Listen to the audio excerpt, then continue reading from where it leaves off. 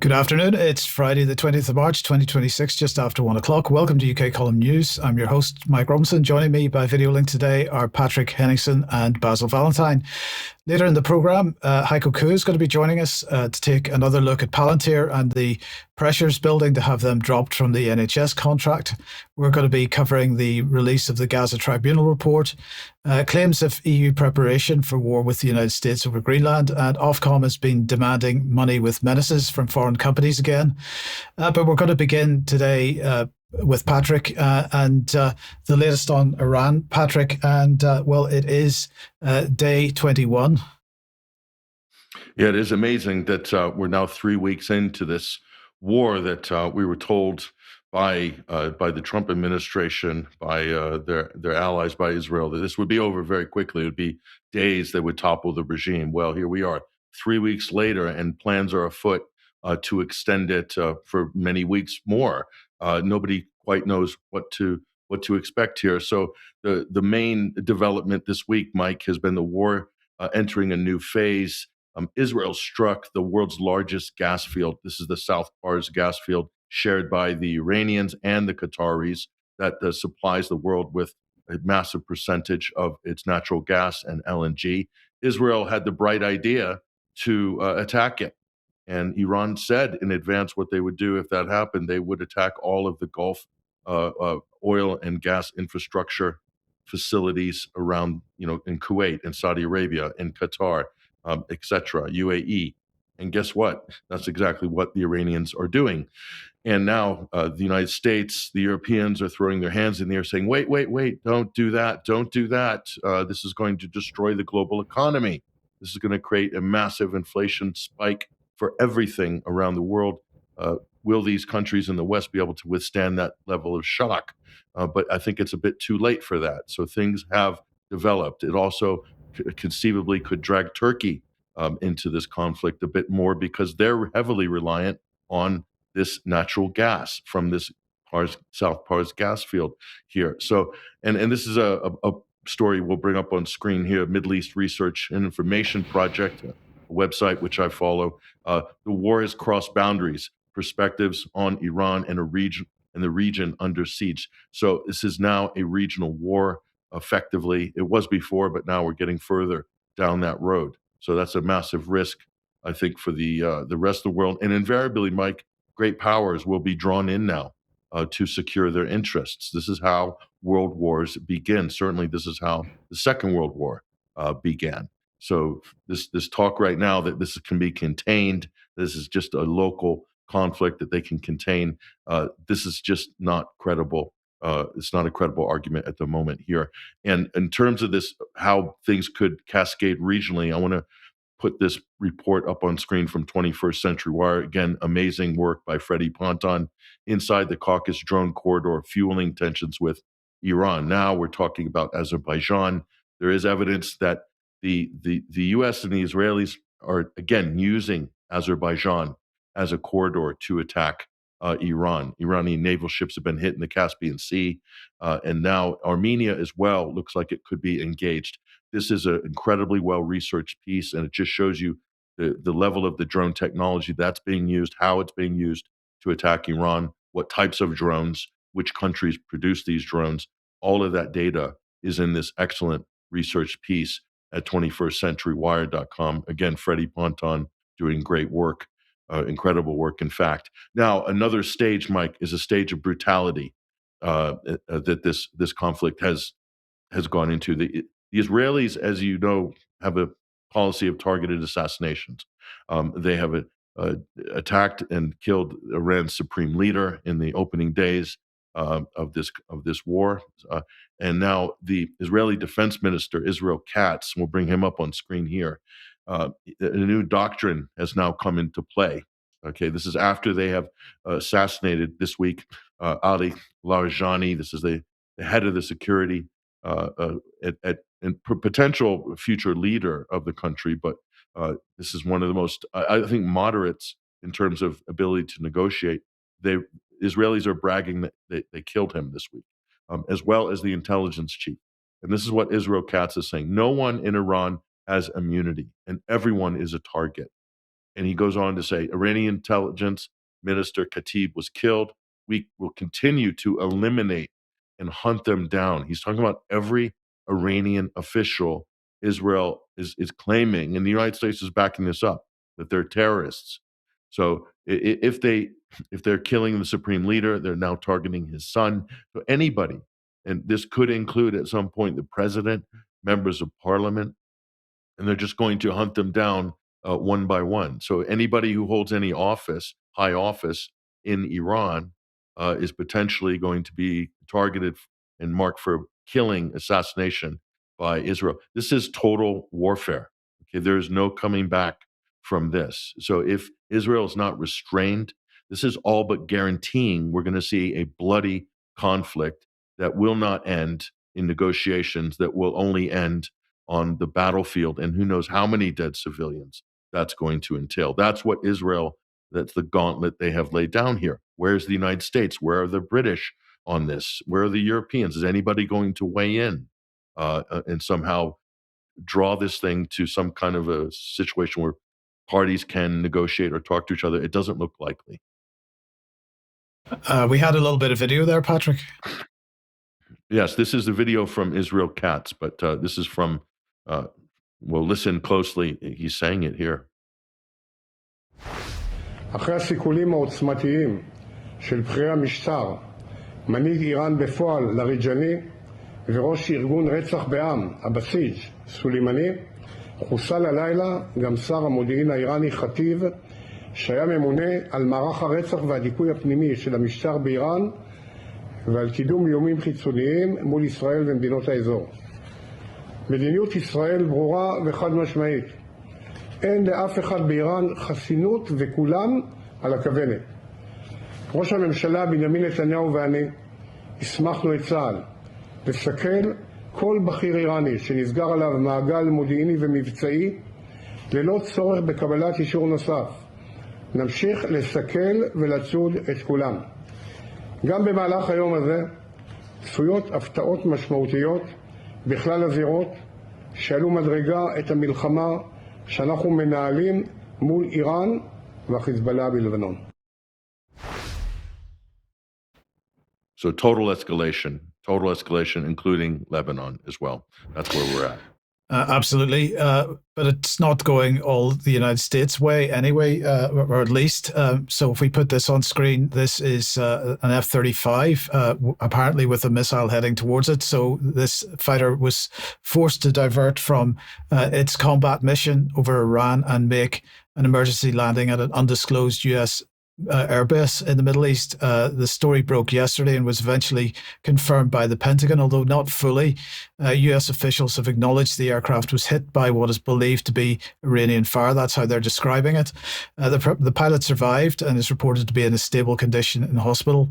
This is the first F-35 shot down during a combat mission.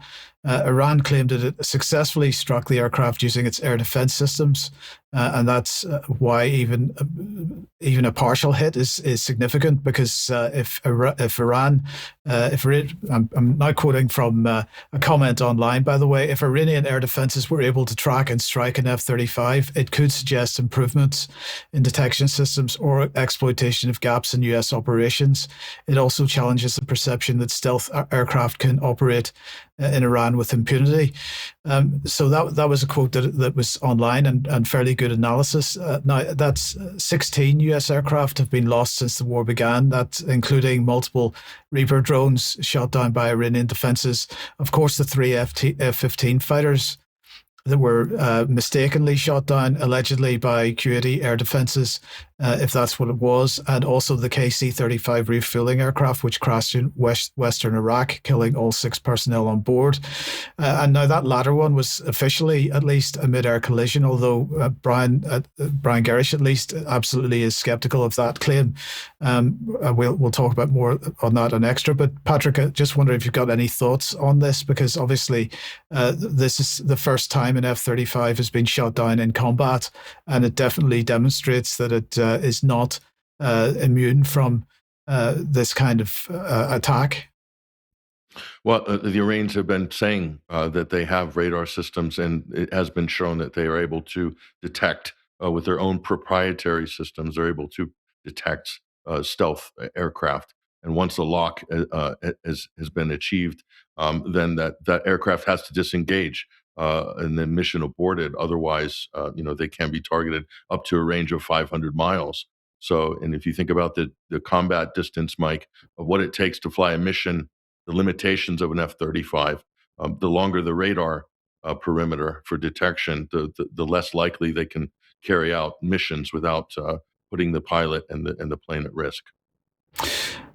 Okay, Patrick, what's been going on in the United States? Has it been, we've obviously heard in the last couple of days some pushback with at least one resignation, but what's Tulsi Gabbard been saying?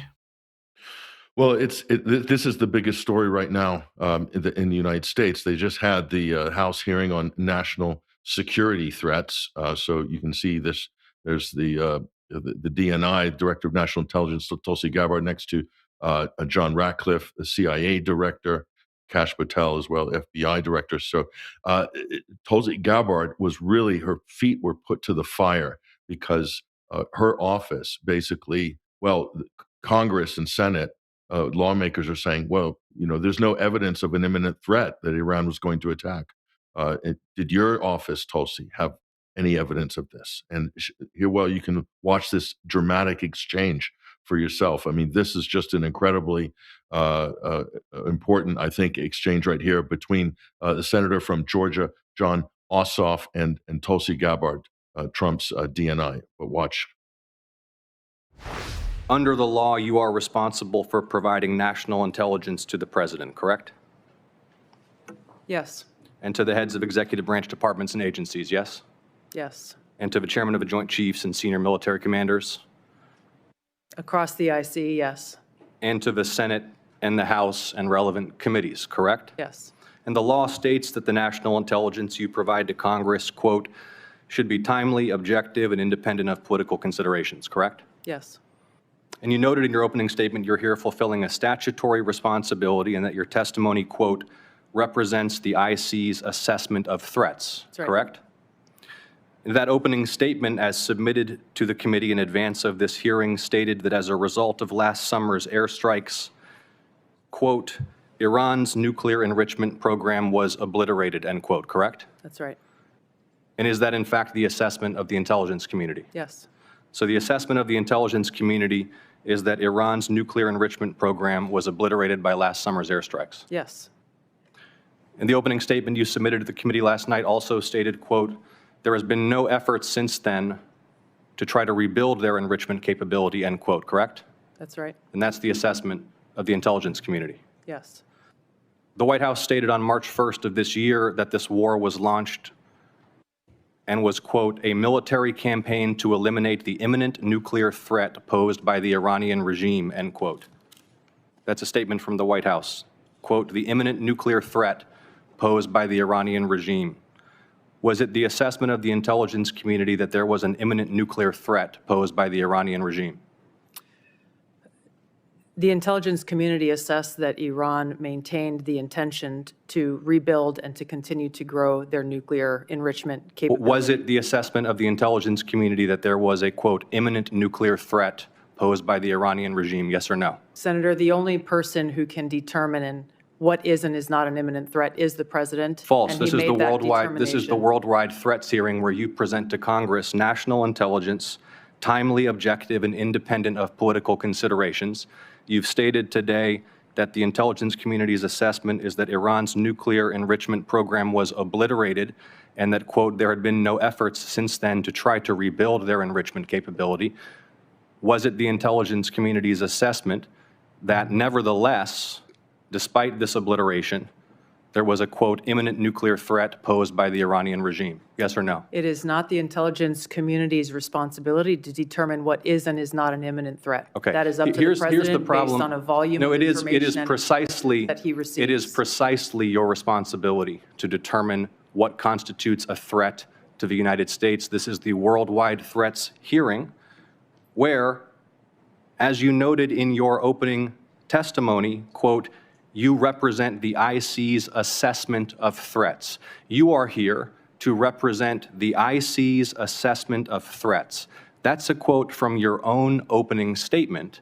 And so my question is, as you're here to present the IC's assessment of threats, was it the assessment of the intelligence community that, as the White House claimed on March 1st, there was a, quote, imminent nuclear threat posed by the Iranian regime? Yes or no? Once again, Senator, the intelligence community has provided the inputs that make up this annual threat assessment. You won't answer the It is question. the nature of the imminent threat that the president has to make that determination based on a collection and volume You're here of to be information and timely. intelligence that he is provided with. You're here to be timely, objective, and independent of political considerations. Exactly what I'm doing. No, you're evading a question because to provide a candid response to the committee would contradict a statement from the White House.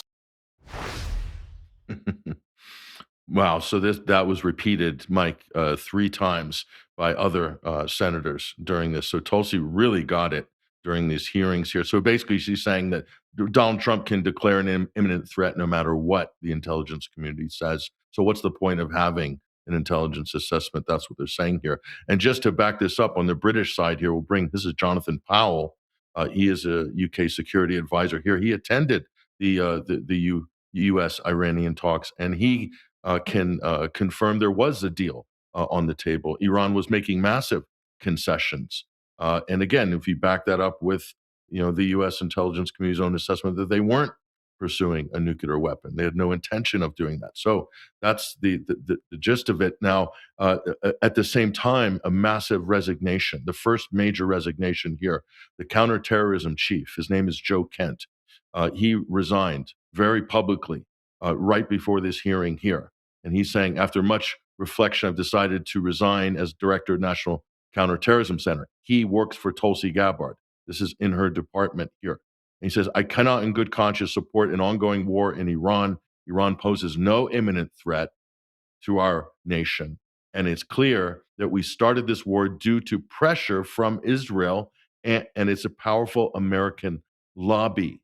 So, I mean, this has sent massive shockwaves right through the system in the U.S., and it really makes Tulsi Gabbard look like she's running cover for an illegal war that's been waged by the White House and Israel. And now this is the conversation that's now elevated in America. Here is Joe Kent. He's doing media interviews now, and he's being attacked by Fox. Everybody's attacking him, his wife, etc. So here he is, and this is the first of 2 clips, but here he is basically framing that you have a serious problem in Washington regarding intelligence, especially as it pertains to Iran. But listen closely. So imminent threat, you're saying that there was no intelligence that you saw with the highest level clearance, obviously involved in this conversation, that showed an imminent threat from Iran to the United States? No, unless we took certain actions, unless we came after them in a way that they thought threatened the regime, then we basically knew what they were going to do. Well, okay, right, of course. Right, but like any country. So if you attack any country, we know that they're going to have a reaction. We face an imminent threat once we attack you. Fantastic. Yeah, exactly. But there was no intelligence that said, hey, on whatever day it was, March 1st, the Iranians are going to launch this big sneak attack. They're going to do some kind of a 9/11 Pearl Harbor, et cetera. They're going to attack one of our bases. There was none of that intelligence. Again, back to what we know about the Iranians, they're very, very deliberate with the escalation ladder. So what you have here is another fake WMD, another war waged with a fake WMD claim by the U.S. government. And he goes on to make a number of excellent points, but let's look at his letter real quick. The next point is perhaps more explosive. We take a closer look at that, and specifically, we're going to look at this section here, and we'll just blow that up a little bit more. There we are. Early in this administration, high-ranking Israeli officials and influential members of the American media deployed a misinformation campaign that wholly undermined your America First platform. He's talking to the president in this resignation letter here. Sowed pro-war sentiments, encourage a war with Iran. This echo chamber was used to deceive you, the president, into believing that Iran posed an imminent threat to the United States and that you should strike now. There was a clear path to a swift victory. This was a lie. And this is the same tactic the Israelis used to draw us into the disastrous Iraq war that cost our nation the lives of thousands of our best men and women. We cannot make this mistake again. Now, just to really pad out that, listen to what he says now about how Israel has been injecting fake intelligence into the U.S. system, and this is what Tulsi Gabbard's job is meant to prevent, yet Tulsi seems to be a gatekeeper for what he's about to explain here. But listen to this. This is explosive. And just to be clear, there was no intelligence that showed an imminent threat. There was no intelligence that showed they were on the cusp of building a nuclear weapon. There was no intelligence, indeed, that showed they were trying to build a nuclear weapon. And nobody said, I've seen it, but you haven't. It exists, but you just haven't seen it. Did you ever hear anybody say there is intel that shows this? I did not know, but I know how this works. I know the Israeli officials, some in intelligence, some in government, will come to U.S. government officials, and they will say all kinds of things that we know from our intelligence just simply isn't true. And they'll say, hey, I'm giving you a preview. It's not in intelligence channels yet, but here's what's going to happen. And that doesn't usually come to Wait a second. I mean, I thought that U.S. policymakers made their decisions on the basis of intelligence collected and or vetted by our intelligence. That's why we have intelligence agencies that soak up hundreds of billions a year.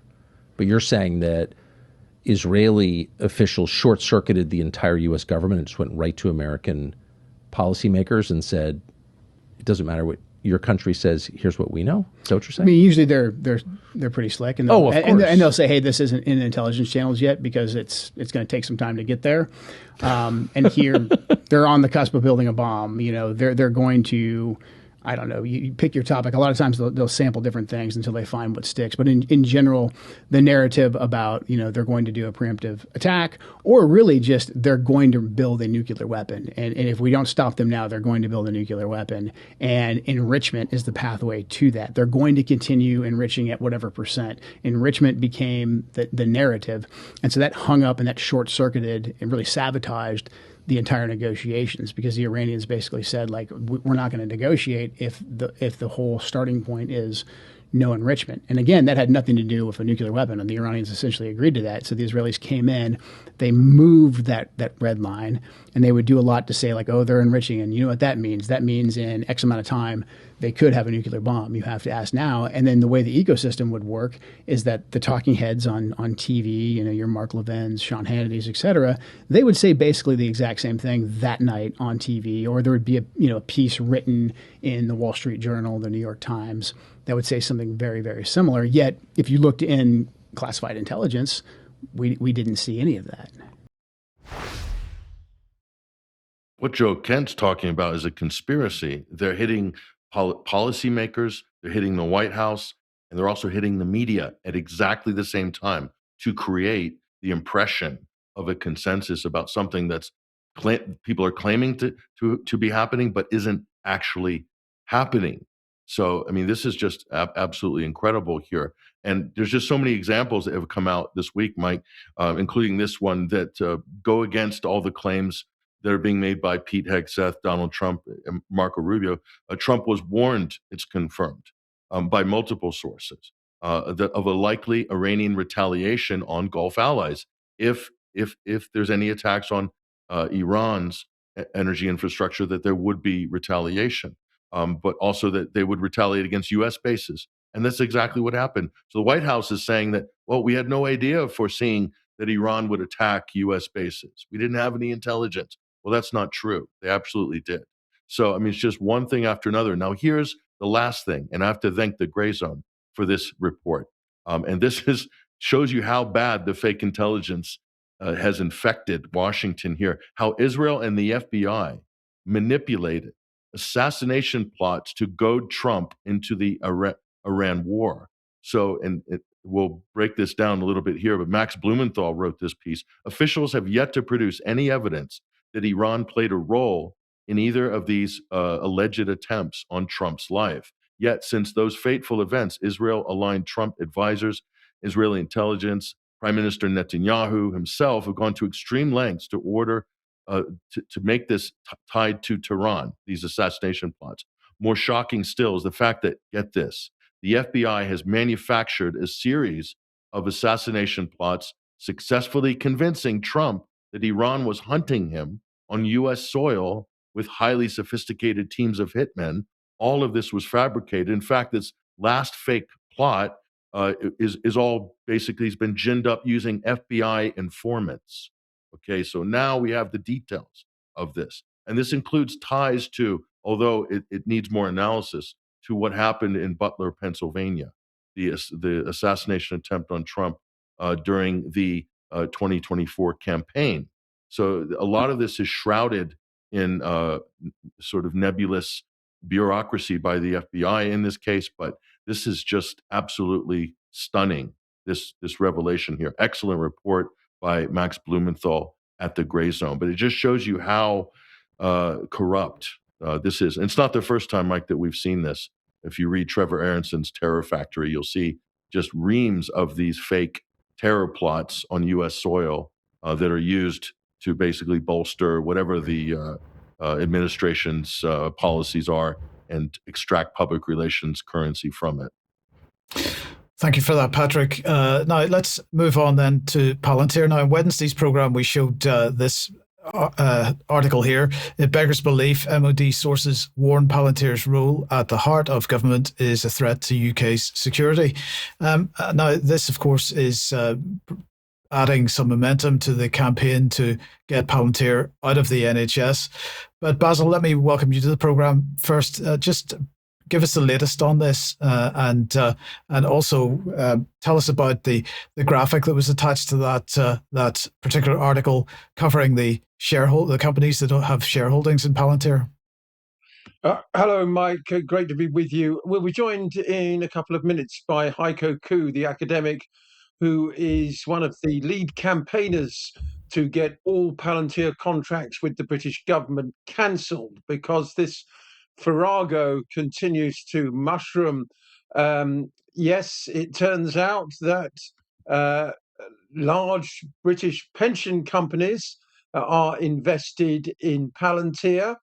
First of all, Legal and General, who provide pensions for, amongst others, Tesco and some of Britain's other biggest corporate employers. They've got about 1.6 billion invested in Palantir, apparently. So, this is, really starting to undermine the company's credibility and indeed the credibility of those companies that support it. Something else really very disturbing has come to light. And this is a clip of Yanis Varoufakis, the former Greek finance minister, speaking to Rania Khalek a few days ago about how intelligence gathered, data gathered from atrocities taking place in Gaza is going to be reworked and used as a model for aspects of the NHS. This really is very ghoulish stuff, particularly when you bear in mind company chairman Peter Thiel's obsession with the Antichrist. He's in Rome giving lectures about the Antichrist, much to the consternation of the Vatican. But let's see this clip of Yanis Varoufakis, who still, of course, operates at a high level. And this is really off the charts. I was sitting next to a Palantir scientist, engineer, whatever you might call them, during a dinner. And the conversation with other people around the table was about Gaza. And this gentleman next to me suddenly started experiencing a kind of excitement, having heard the word Gaza. I don't think he listened to what the conversation was. He was talking to somebody else. And he said, the Gaza was fantastic for us. He meant Palantir. And I said, tens of thousands of children being maimed and killed was fantastic. He said, no, that was terrible. But, and he pointed at my phone, which was sitting on the table, of course, idle. And he said, your phone now is useless to me because it's not moving. It's not going anywhere. If it's stationary, it doesn't produce data. But if you bombard a densely populated area, people with their phones run around a lot. They produce a lot of data. They pick up a phone, they call their relatives, they try to find out if their loved ones are maimed or dead or alive or whatever. And we train, that's what he said, we train our AI programs on this wealth of data that came out of Gaza in circumstances that create panic. And I said, yeah, okay, can you explain to me what did you get out of that? He said, well, we just sold a program, an AI program, to the British National Health Service for £1 billion. And then I found out that it was done through the Tony Blair Institute, right? Involving Tony Blair's son, to the National Health Service in Britain. And what they're going to be using this program that was trained on the death and destruction of people in Gaza, what is trained to do is to help organize British hospitals in cases of emergencies when nurses and doctors and so on panic. So you can see this is the first time in human history that you don't simply have the arms trade, where arms dealers make a lot of money from selling weapons that kill people. No, here the actual killing of the people, the people running around injured without buying anything. Their movements, their screams, their agony, their pain is training AI, which then allows people like the gentleman who's sitting next to me through the Tony Blair Institute to sell to a national public health service. Heiko Khoo joins us now from outside Palantir's headquarters in Soho Square in London. Heiko, welcome to the program. I don't know if you heard that clip of Yanis Varoufakis speaking there, or if you've seen it before. Yeah, I did see it a few days ago. It's typical of the type of operations of this company behind us. It's the global center for what can only be described as demonic types of control over AI. And it seems to me that these people, through their combination between money, intelligence agents, connections, artificial intelligence, have literally lost the plot completely and imagine that they're about to reform the entire planet based upon some kind of psychopathic ideal of total control over information in order to facilitate a few elite vanguard leaders, Peter Thiel, Alex Karp, and a few others around, and Lewis Mosley they've got here in London, who will administer the world. That's the type of mindset these people live in. I find it absolutely extraordinary that human suffering is being reworked into something for a health service. I mean, the British public are completely unaware of this. If they weren't, there would be, if they were to be aware of it, would naturally be appalled. Isn't even strong enough language. I think we really need to amplify this, Heiko, and make it central to the campaign to get all their contracts cancelled, every single one. I mean, I think it's not quite true that suffering hasn't been used in that way. The First World War was used to generate a lot of information about healthcare provision and amputations and making prosthetic equipment and all this sort of thing. So warfare has often kind of been used in this way. The key transition point here is the whole COVID saga. When they closed down the entire planet, this company raced around Britain and America, introducing jabs as rapidly as possible with experimental vaccines that cause huge harm around the world. And this was, if you like, their launching pad to become the generic agent, to go-to agent for artificial intelligence across the board in public sector spheres. And the interesting thing is they didn't even operate as a genuinely capitalist company. For 10 years and more, they made no profits whatsoever.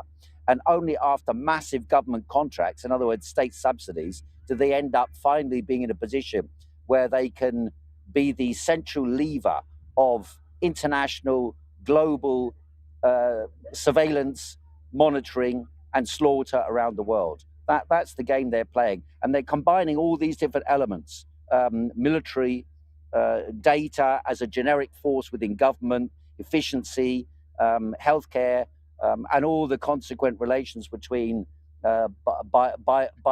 biology and DNA and all the rest of it, which all these major corporations are interested in.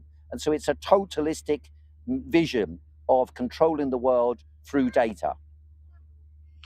No surprise that Tony Blair's name popped up in that report, and that the Tony Blair Institute may have been instrumental in getting Palantir that contract. But the British government's obsession with this company goes all the way back to 2016 and Michael Gove, who paved the way for some of the first contracts. Why is it that the UK government is obsessed with handing all these contracts to a company tied to Epstein? He was an early investor, and with this, ghoulish view of the human future, Heiko.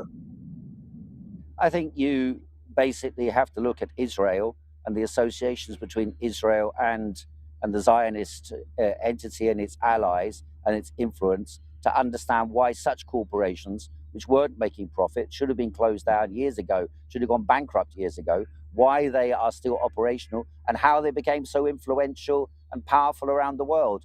It's all interconnected with the role of Israel around the world and its influence around the world. And of course, that once you tie those threads together, that connects together Epstein, that connects together Mandelson, that connects together Tony Blair, that connects together. And of course, the man they've got, this man now talking about the Antichrist, Peter Thiel, was the main sponsor. He created J.D. Vance. And J.D. Vance is supposed to be the man who takes over after Donald Trump. And so here you see this man who talks about the Antichrist is trying to manufacture one. Patrick, would you like to ask Heiko a question? I just think, Heiko, what can the public do? How can they support, what you're doing out there? I know that a lot of you have been very dedicated to this issue here. Are more people getting involved and becoming aware of what's going on here?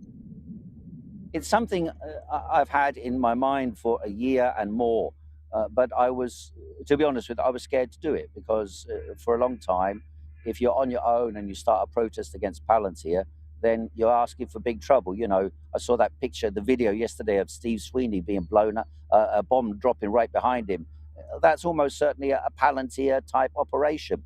And therefore I was a little bit concerned about it. But nevertheless, because the tide seems to have turned after the last release of the Epstein files, and the connection between Peter Mandelson, Keir Starmer and Palantir behind us was clearly established, I think they're on the back foot. And the Israelis are also on the back foot. So if there's any time to take them on and destroy their power, it is now. And I think that over the summer, the good thing about them making the mistake of planting themselves in Soho Square is this is a big square. I'll just show you around in case for the viewers who don't know. It's quite a big square. It's very popular in the summertime. And it's a square which is in the centre of London's entertainment district. And so there will be hundreds of thousands of people passing through here on a regular basis.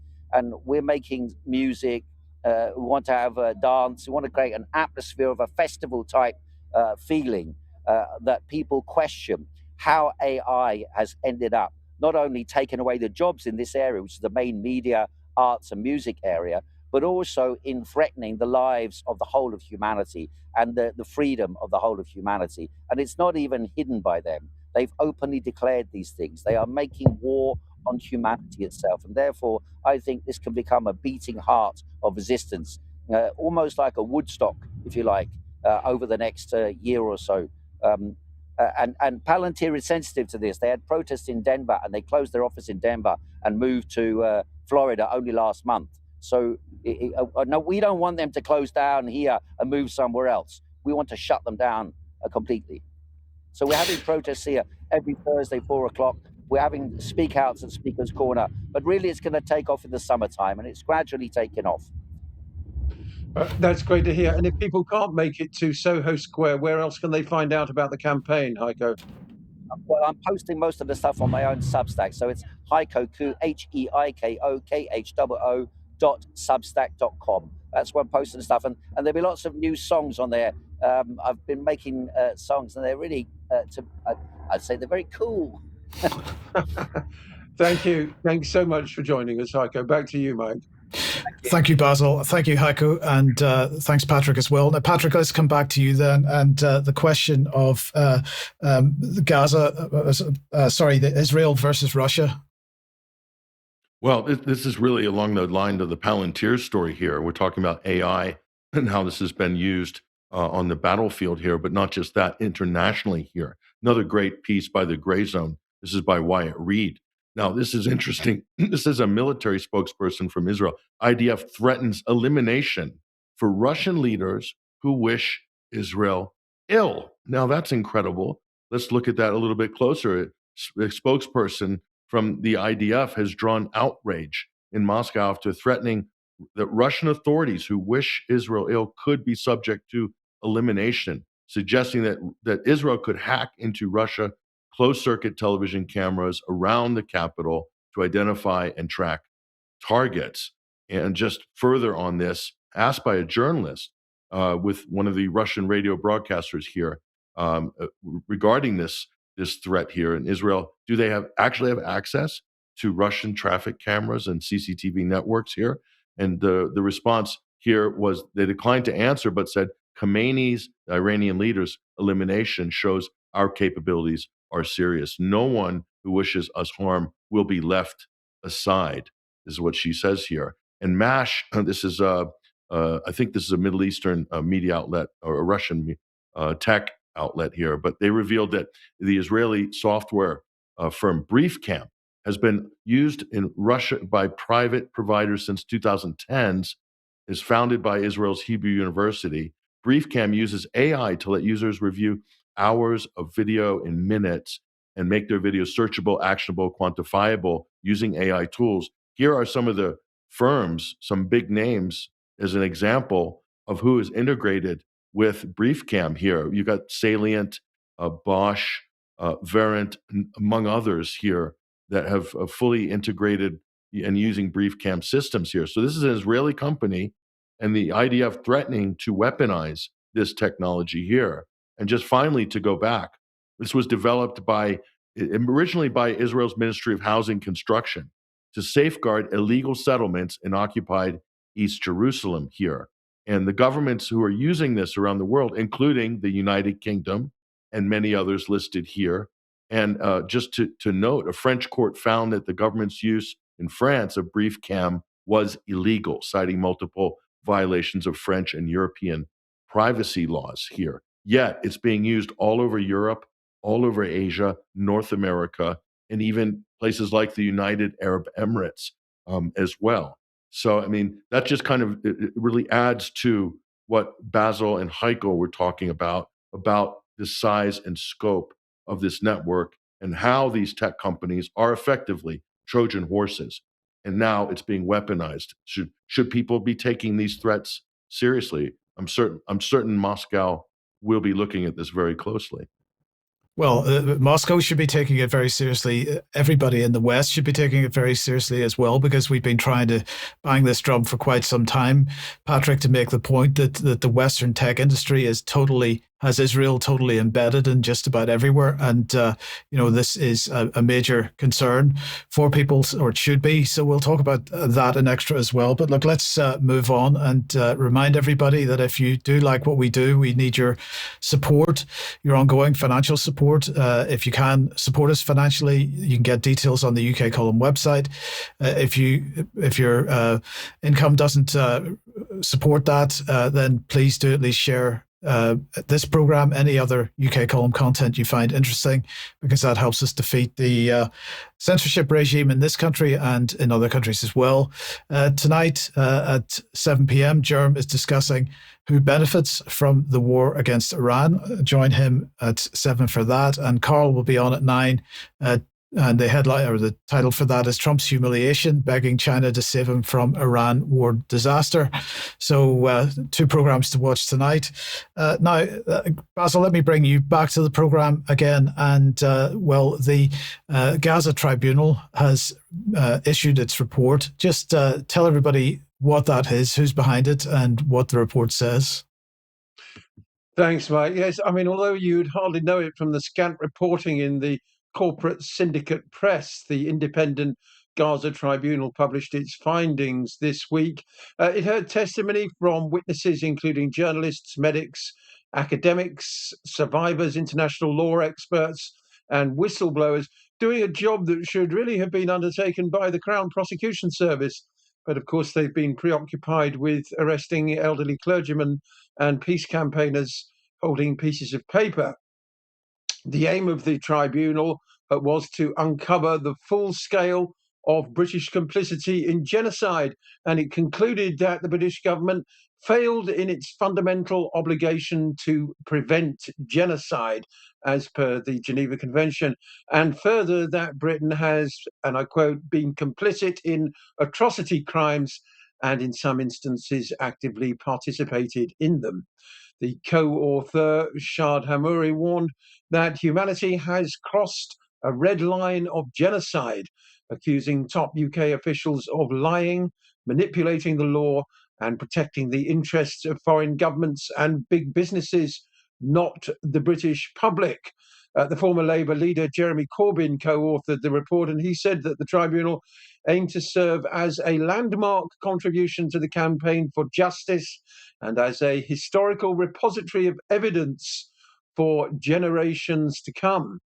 He went on to highlight Britain's strategic role, noting that Britain, although not the biggest arms contributor to Israel, is nevertheless a crucial part of it, partly because of the RAF base in Akrotiri, the sharing of intelligence information, and because of the way the US has a significant military presence in Britain, one, of course, that it's using as I speak to load up the B-52s to bomb Iran. This whole process, he went on, has eroded Britain's standing in the world, eroded our commitment to international law, to the United Nations, to human rights, to international justice through the ICC and the ICJ.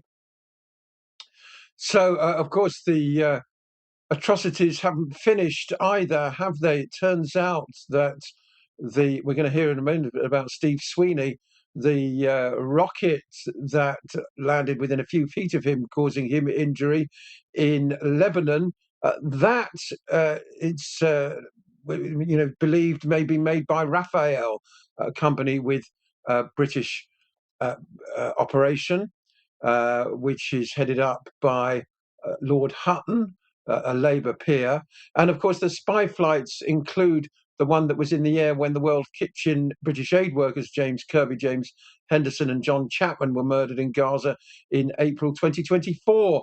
The Ministry of Defence holds video surveillance from that day, but is refusing to publish it. And of course, we don't know whether Palantir software played a part in that particular atrocity. And Basil, Germany has decided to withdraw legal backing for Israel in the ICJ case.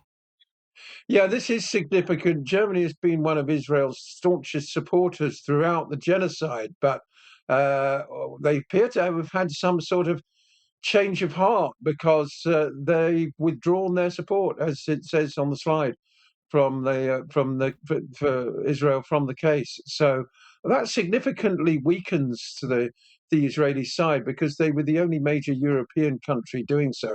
It'll now be USA and Israel versus the rest of the world.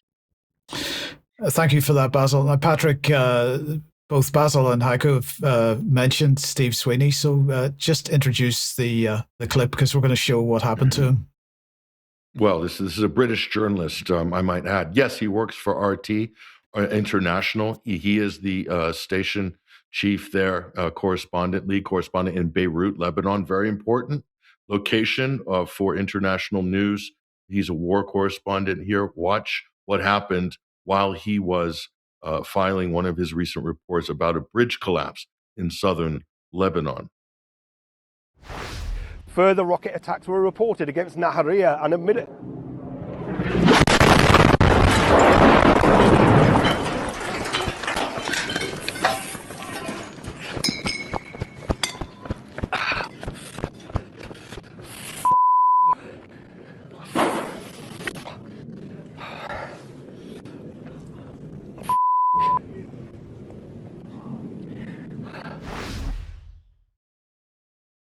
Not just a random shell falling there, I can assure you here. Steve Sweeney took to social media. He has sustained injuries here. Today, he says, Israel tried to kill me in a targeted airstrike in southern Lebanon as I was reporting on the targeting of bridges and the forced displacement of 1 million people, an ethnic cleansing operation on a larger scale than the Nakba. He's talking about the ethnic cleansing of Palestine by Israelis in 1947 and 48 here. So he says, no doubt this was deliberate, according to him here. Now, Steve Sweeney is recovering from his injuries here. Here he is basically explaining what happened and also what happened to him, more importantly, but he really puts this into a harrowing perspective. Here he is. I guess so. Yeah, well, you've probably all seen the footage of the airstrike that took place in Sur district as we were reporting on the destruction of a bridge. We've been treated in hospital for our injuries. I had a shrapnel wound in my arm, deeply embedded in the muscle here. That's been taken out, and here it is in this pot here. But what I do want to say is that this was a deliberate, targeted attack on journalists. There's no mistake about it. This was an Israeli precision strike from a fighter jet. What we were doing was we were reporting on the attacks on bridges, which is effectively severing South Lebanon from the rest of the country. 1 million people now internally displaced. This is the real story. It's not about us coming under attack as journalists. What we're seeing now and what we were reporting on is this plan for Israel to ethnically cleanse the south of Lebanon. This is without doubt an attack. This is on the scale or bigger than the scale of the Nakba. This is the forced displacement of 1 million people, which remains a war crime. And also we have to say that attacking journalists is a war crime. Attacking civilian infrastructure is a war crime. But if they think that they're going to silence us, if they think that we're going to stay out of the field, they're very, very much mistaken. Yeah, and props to Steve Sweeney, very brave and tremendous, hugely professional as well in his conduct, and his statement there, I think, says it all. But, I would say, guys, and maybe Basil has more information on this, but the targeting of journalists is a little bit of a problem regarding Israel in the last couple of years. Well, not just regarding Israel, but let's just put the British government's position on the targeting of journalists on screen here. So this was a statement made in the United Nations. We must act to protect independent journalism. More journalists were killed last year than in any other year since the Committee to Protect Journalists began collecting data, making it the deadliest year on record. This is Letitia Lunan, the UK mission to the United Nations, saying this last year. And she said the UK remains a committed advocate for journalist safety and protection as a co-founder of the Media Freedom Coalition. So Basil, my question to you is, very briefly, what has the British government said about this incident? Because it seems to me they're pretty silent on it. Nothing is the short answer. Declassified have asked them to comment. They've refused to do so. They've also not commented on the 270-odd journalists murdered in Gaza, more than in World War I, World War II, the Korean War, the Vietnam War, and the Bosnian War combined. So that, obviously speaks to the deliberate targeting of journalists. Steve Sweeney, lucky to escape with his life. Absolutely, and continued absolute hypocrisy from the UK regime.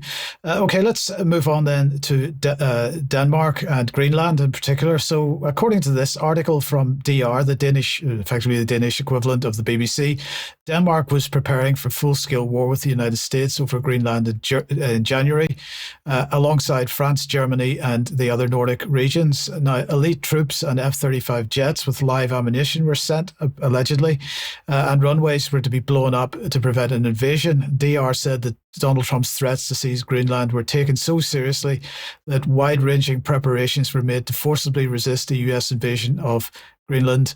The Danish and French governments worked together to create a Northern European coalition. According to the article, this included sending blood to treat wounded soldiers, sending elite Danish troops and French Alpine troops to Greenland, preparing Greenland's runways for demolition, as said, and sending armed F-35 jets to patrol the skies. We wonder, would they do any better there than they seem to be doing in Iran at the moment. But anyway, this was apparently in response to the American attack on Venezuela on the 3rd of January, in which Maduro was abducted and taken to the United States. And so, Patrick, my question for you really is, what are we supposed to make of this? Because if you remember, there was much jocularity over the so-called, if we just put this on screen, so-called military exercise at the time, when Germans clearly found Greenland just a bit on the cold side and headed back home pretty much as soon as they arrived. So, I mean, are we supposed to take this report in Danish mainstream news in any way seriously?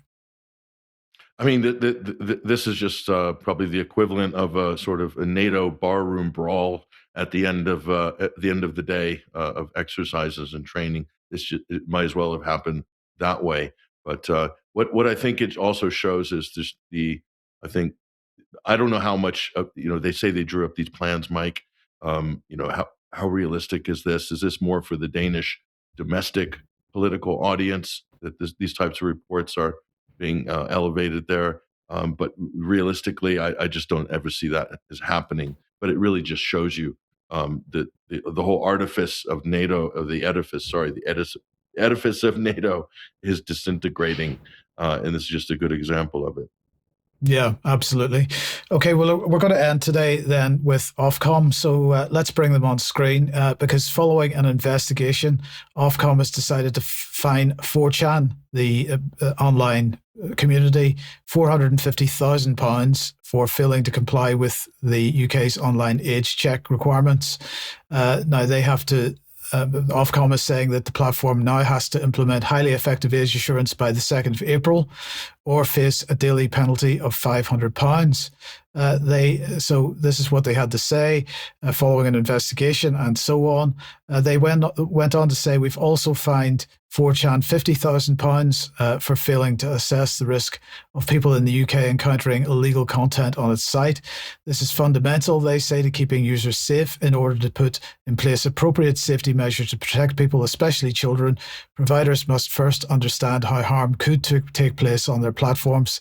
The company must now carry out a suitable and sufficient illegal content risk assessment by the 2nd of April or face daily penalty of £200. Additionally, they said, we have fined 4chan £20,000 for failing to specify in its terms of service how individuals are to be protected from illegal content, which they must now do by the 2nd of April or face a daily penalty of £100.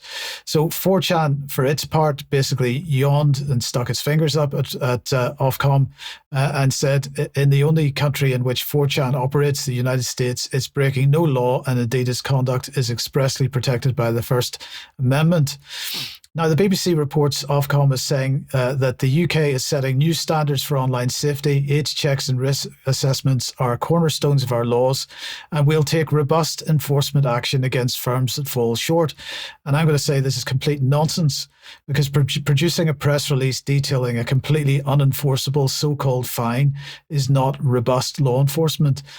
When they replied to me about this, they said this: if a provider fails to pay a fine, Ofcom is entitled to seek recovery of those penalties. Where appropriate, if a provider fails to comply with a requirement to implement age assurance, we can also seek a court order for business disruption measures, such as requiring payment providers or advertisers to withdraw their services from a platform, or requiring internet service providers to block a site in the UK. Now, the word entitled does not mean will or even can. They have no money for bringing cases like this in other countries. So these fines are effectively unenforceable. Now, they could add 4chan to the Great Firewall of Britain, which already blocks RT and Sputnik. But a VPN is going to sort that out for anyone so inclined. And so it's a waste of time. And as I've said many, many times already, none of this does anything to protect children who are by far most at risk from sites like Roblox, where adults are free to pose as children with no effort to restrict that behavior, apparently. And as we reported in January, at least one country, that's Egypt, has moved to do something about that by banning Roblox in that country.